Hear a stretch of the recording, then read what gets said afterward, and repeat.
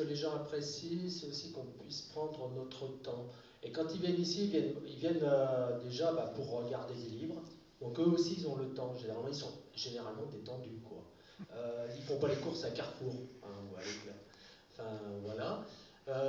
Maintenant, on peut avoir des relations en fait un peu particulières parce que justement le livre est quand même un produit spécial. C'est-à-dire qu'on finit par connaître les gens à travers ce qu'ils lisent aussi. Dis-moi ce que tu lis et je te dirai un peu qui tu es, quoi. Une librairie, c'est d'abord un lieu de rencontre et un endroit où l'on prend son temps. Alors, ça paraît presque une grosse fierté de dire la chose pareille aujourd'hui, mais voilà. Donc c'est peut-être la résistance qui se déroule à Cuisery tous les jours, à accueillir une clientèle qui se donne souvent, Pierre le rappelait, la peine de venir, souvent de loin. Donc c'est une exigence de tenir boutique. C'est pas toujours rien, les mois d'hiver. Vous imaginez bien que quand le brouillard récent s'abat sur la petite commune de Cuisery, c'est pas rien, au mois de novembre ou de février, d'ouvrir le mardi, le mercredi. Mais c'est. Comment Au Pays de Galles, c'est sur la route dans Télérama, au mois de novembre là, 2011, vous l'avez peut-être vu pour certains d'entre vous, et où il est souligné que bon, les librairies en ligne, type Amazon, se sont emparées aujourd'hui de plus de 15% du marché du livre neuf, mais aussi celui de l'occasion et des ouvrages de fond. Donc les libraires indépendants voient leur chiffre d'affaires baisser depuis 10 ans. Alors par exemple, le patron des éditions Stock déplorait dans ce numéro-là, que, et à juste titre, il me semble, Amazon vend aussi bien des voyages et des aspirateurs que des livres. Les libraires, eux, ne vendent que des livres. Nous avons besoin d'eux pour faire connaître des auteurs nouveaux. Eux seuls donnent des conseils de lecture, et s'ils disparaissent, nous sommes foutus. Donc c'est bien ce que vous avez souligné. Comment celle-ci serait-elle possible d'ailleurs sans les libraires? Quel éditeur ferait des livres s'il ne devait les vendre? Le livre n'est pas une marchandise comme les autres, mais il est aussi une marchandise. Il a donc besoin de marchands, c'est ce qu'on appelle les libraires, qui ne sont pas pourtant, quand ce sont de bons libraires, des marchands comme les autres. Deux anecdotes. J'avais 14 ou 15 ans, lisant Les Thibauts de Martin Dugard, j'avais été fasciné par une phrase que Jacques lisait par-dessus l'épaule d'un voyageur dans le métro.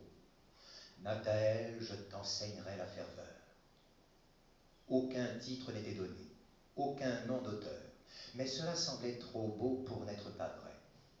M'aidant de dictionnaire ou d'encyclopédie, je ne sais plus, je découvris vite qu'il ne pouvait s'agir que d'un extrait des Nourritures terrestres d'André Gide.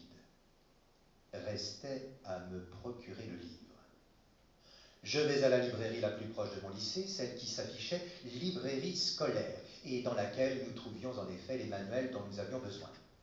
Un peu intimidé, craignant que ce livre ne soit pas de mon âge, comme on disait, craignant même je ne sais quel ouvrage obscène ou scandaleux, je demande donc en rougissant les Nourritures terrestres d'André Gide. Et la libraire de me répondre « Désolé, nous ne faisons pas les livres de cuisine. » L'autre anecdote se situe 20 ans plus tard. J'avais publié mon premier livre, Le mythe d'Icare, lequel avait eu finalement du succès. Une libraire que je ne connaissais pas m'invite pour une signature. C'était peut-être la première que je faisais, et la chose pourtant m'ennuyait déjà. Que dire dans une dédicace? Et à quoi bon? Enfin, la signature se passe comme elle peut, je n'en ai d'ailleurs pas grand souvenir, et s'achève. Mais il se trouve que la libraire, comme je partais, m'offre un livre. Cela aurait pu être le dernier Goncourt ou tel ouvrage dont on parlait, mais non. C'était un petit livre chez un petit éditeur d'un auteur inconnu. Je remerciais poliment, à la fois surpris, c'était la première fois qu'un libraire m'offrait un livre, et vaguement ennuyé, encore un livre à lire, pensais-je, comme si je n'avais pas d'autre lecture plus urgente. Je n'habite plus Paris depuis longtemps, je pris mon train, il était tard, et commençait d'un œil là la lecture de ce livre improbable ou superflu. J'étais fatigué, je me revois pourtant au bout de quelques minutes me dire « Hé, il faut que tu te réveilles, parce que ce livre est vraiment génial ».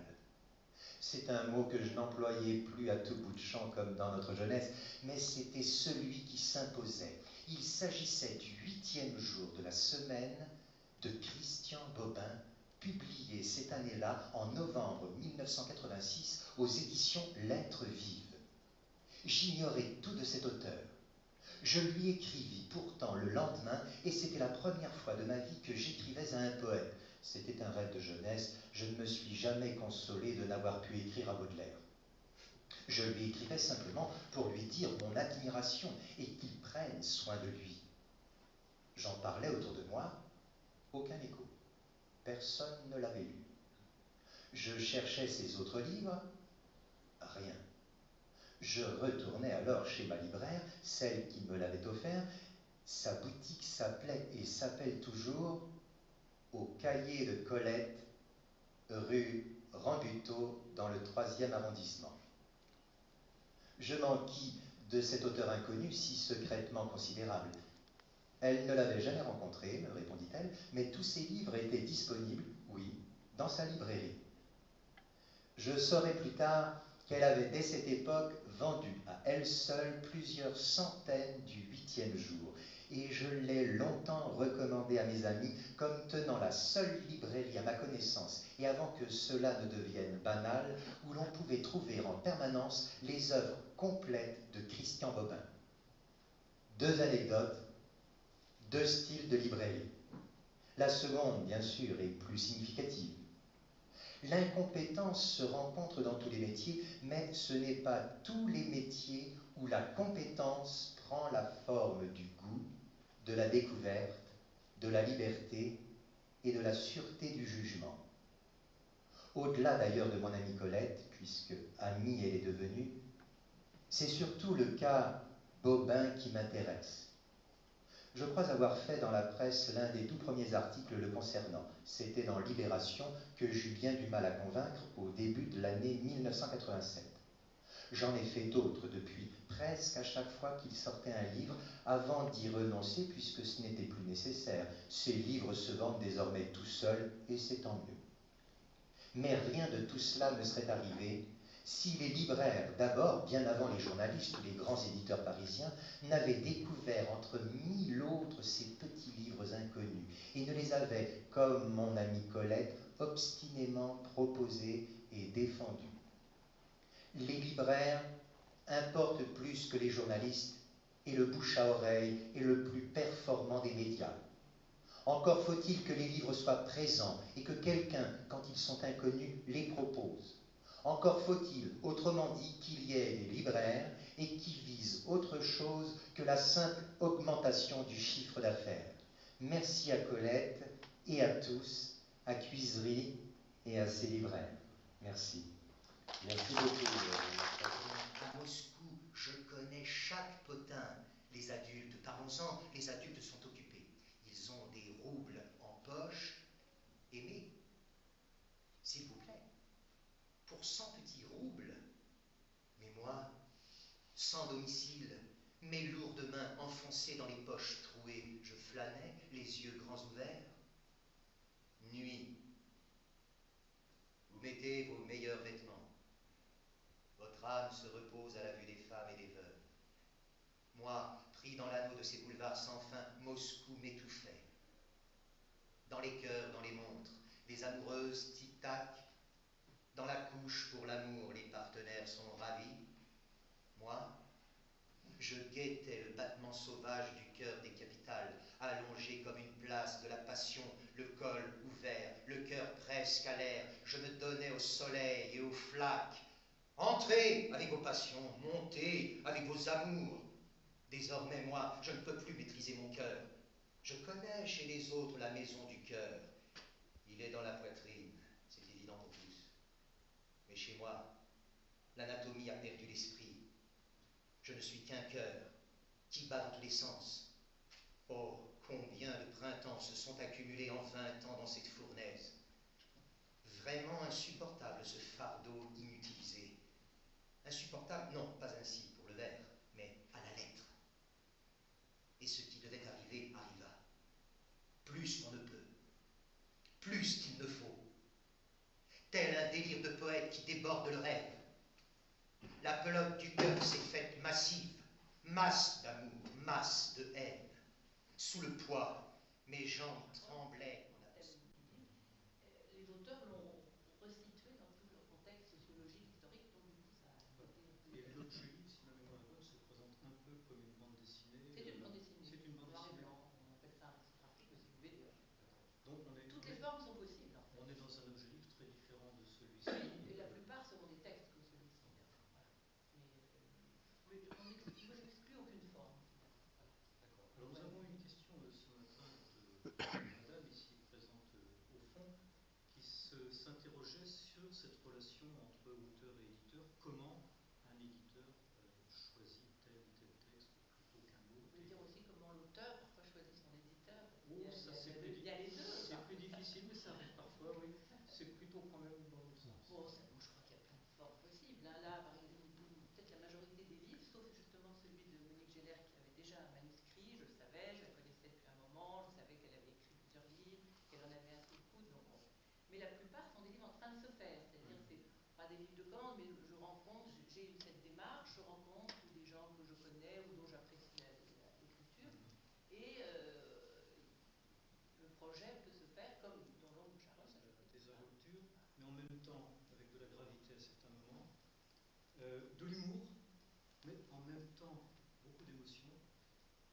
Et dans tout ça, il y a ces deux personnages. Est-ce que vous n'avez pas craint un moment de déstabiliser votre lecteur au point qu'il se dise mais je ne sais plus où j'en suis avec ce tube qui n'est jamais nommé et qui intervient? D'ailleurs, c'est ce que certains lecteurs m'ont dit, que l'histoire les avait perturbés. Comme au départ, l'histoire finalement elle est très simple. On a un pitch, si je puis dire, qui est vraiment très simple. C'est-à-dire deux personnages. Le premier personnage perd tout du jour au lendemain. Et son but, c'est de retrouver ce qu'il a perdu, comme vous disiez justement tout à l'heure, donc son travail. Et voilà, une vie stable. Il n'a jamais franchi la ligne blanche de toute sa vie. Il a toujours respecté les règles, et c'est les règles, et un beau jour, tout lui tombe dessus. Et au fil de l'histoire, au moment où il essaye justement d'ailleurs, il a une idée complètement folle, c'est qu'il veut retrouver son ancien chef qu'il a licencié, armé d'un marteau. Je connais l'histoire, ne racontez pas ça. Pourquoi ce tube qui intervient? Pourquoi pas en faire un second personnage, également écrire la troisième personne? Pourquoi ce je voulais impliquer le lecteur, voilà. C'était une idée, voilà, donc réveiller un peu le lecteur à un moment de l'histoire et vraiment l'impliquer avec ce tube pour... voilà, c'était un travail sur la forme qui était abordé à ce moment-là. Et voilà, les idées qui virevoltaient. Enfin, de toute façon, je viens de la nouvelle au départ. D'ailleurs, cette histoire venait d'une nouvelle au départ qui a été allongée. Et voilà, donc la forme était très importante, justement, comme je disais, comme l'histoire est très simple, il fallait vraiment travailler la forme pour intéresser le lecteur, le réveiller, le surprendre. Et ces histoires qui s'imbriquaient, ces parenthèses entre parenthèses qui permettaient, voilà, de travailler sur le rythme, c'était vraiment ce que je cherchais. Je voulais me faire plaisir aussi au départ.